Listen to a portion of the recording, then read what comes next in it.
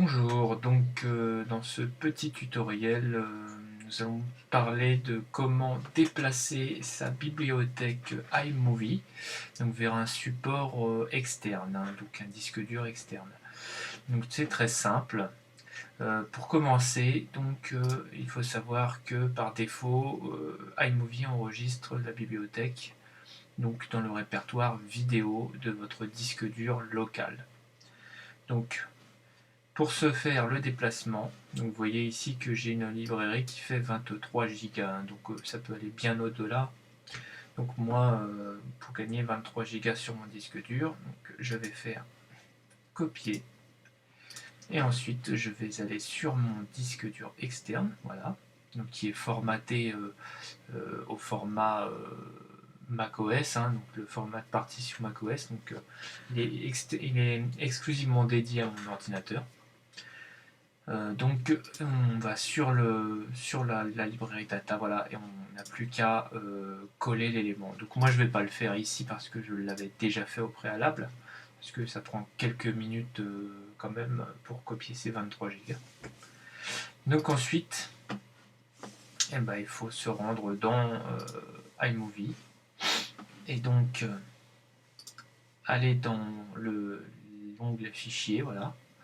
Donc ouvrir une bibliothèque. Dans ce sous-menu ouvrir une bibliothèque, il faut aller cliquer sur autre. Voilà, ce qui va avoir pour effet d'ouvrir une petite fenêtre, donc qui va nous demander quelle bibliothèque parmi celles qui sont déjà enregistrées. Donc si vous n'avez rien dans cette fenêtre, ou alors vous avez peut-être certainement uniquement celle-ci qui est enregistrée sur votre disque dur, donc il faut cliquer sur le bouton localiser. Et comme ça, vous allez ouvrir donc le répertoire dans lequel vous avez vous stocké donc votre nouvelle bibliothèque. Donc moi c'est dans Data, hein. Vous ça va être je ne sais pas où, c'est seul vous qui en êtes le juge.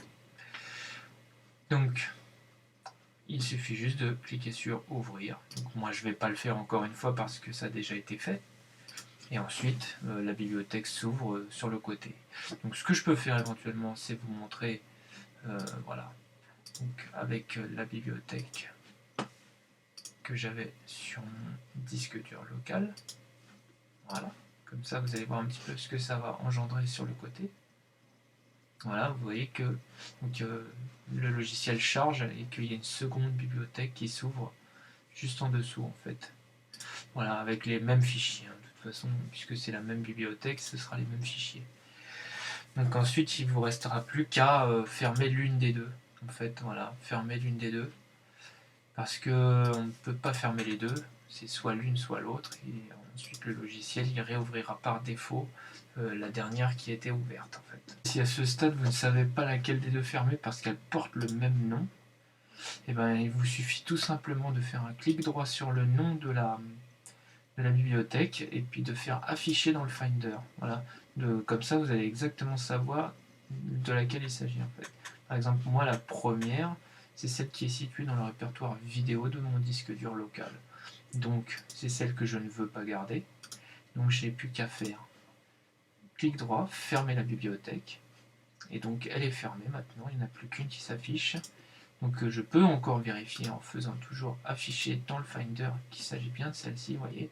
Et donc c'est bien celle-là puisqu'elle est bien dans mon répertoire data, donc de mon disque dur externe. Donc j'ai plus qu'à faire ça. Et donc voilà, il n'y a plus qu'à garder, et maintenant, dorénavant, ce sera plus que celle-ci qui s'ouvrira par défaut. Voilà, donc c'est tout bête en fait. Donc voilà, j'espère que ça vous a aidé, et puis à très bientôt pour une prochaine vidéo.